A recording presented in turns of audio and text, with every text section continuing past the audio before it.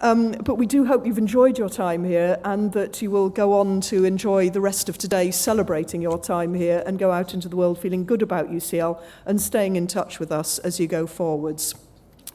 That concludes the list of candidates. Thank you, Vice Provost. I'm now delighted to introduce Liam Blee to respond on behalf of today's graduates. Thank you.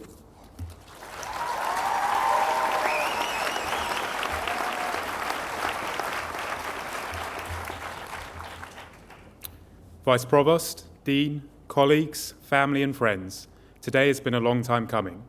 We are gathered for a few short hours in honour of years of dedication and hard work. From tutors and professors to friends and family, many here are owed our deepest gratitude. This is a chance for all of us to say thank you and goodbye, but it is also much more. It is a time for us to look back, to remember our beginnings, and to reflect on the many paths we have trodden. It is also an opportunity to remind ourselves of some of the vital lessons that life at UCL has taught us, as we stumble blindly towards this serious business of the future. I could feel no prouder than to be standing here before you, finally a graduate of this most iconic of institutions.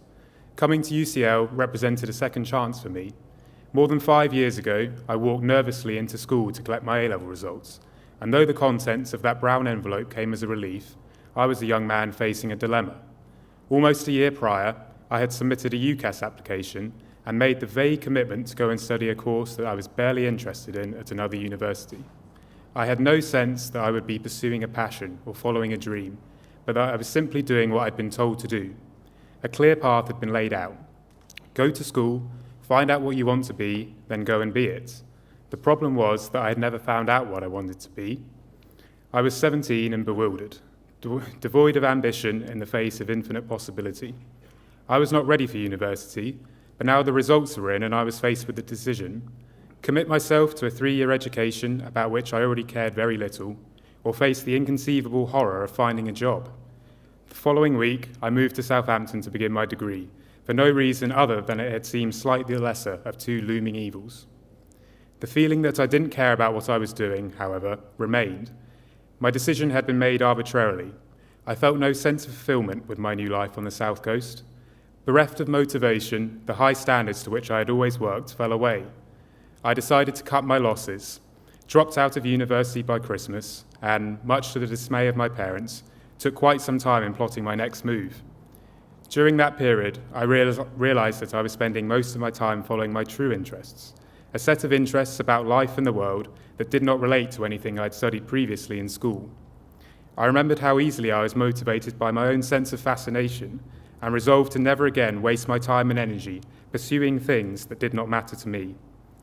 Somehow, I became one of the lucky few who ever get to find out what anthropology is. Please don't ask.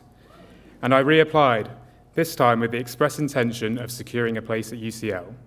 Now everything was different. I could not wait to begin.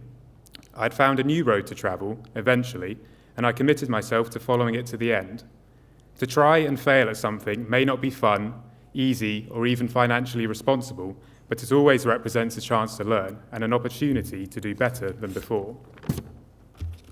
I no longer remember my early flirtations with university as time wasted, for the mistakes that I made then culminated, here and now, in all of this. In The Catcher in the Rye, Holden's favourite teacher, Mr. Antolini, reminds him that the mark of the immature man is that he wants to die nobly for a cause, while the mark of the mature man is that he wants to live humbly for one. If nothing else, I have learned that the greatest things can happen when you keep showing up. Instead of obsessing over what you need to become next, remember all the things that you already are. Congratulations to you all. May you never forget your achievements as students here at UCL. Thank you.